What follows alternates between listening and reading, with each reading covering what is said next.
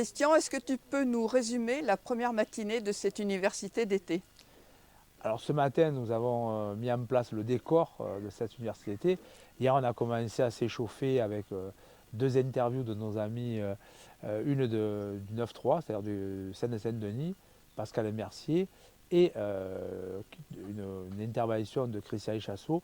Mais ce matin, on est rentré dans le vif du sujet en examinant les rapports du GIEC, quelques données sur l'IPBES, mais on y reviendra demain, y compris avec la participation de Madame Daniela Banarou, qui est océanographe, qui développera ce sujet.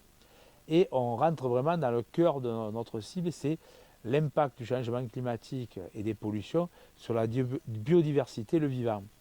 La plupart des participants sont intervenus dans la discussion sur les sujets, c'est comment on peut faire.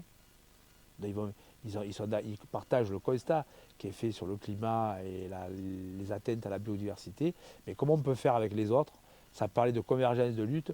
On a développé une analyse des politiques publiques et leur côté pervers, c'est-à-dire que d'un côté, elles ont un discours qui verdissent la situation, le système, leurs propositions, leurs politiques, et puis en vérité, dans les actes, on le voit bien avec le transport de marchandises, on le voit bien sur la question des lois, des exceptions, par exemple la loi olympique, où on s'assoit allègrement sur tout ce qui est pollution, aménagement, zones inondables, les droits à construire, pour faire passer des projets.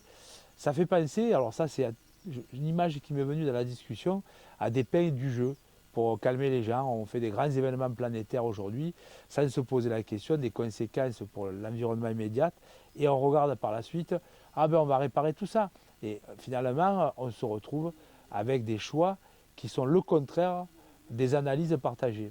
Et nous sommes convaincus que nos ONG, le MNLE et bien d'autres, on peut encore agir pour pousser dans le sens d'un changement.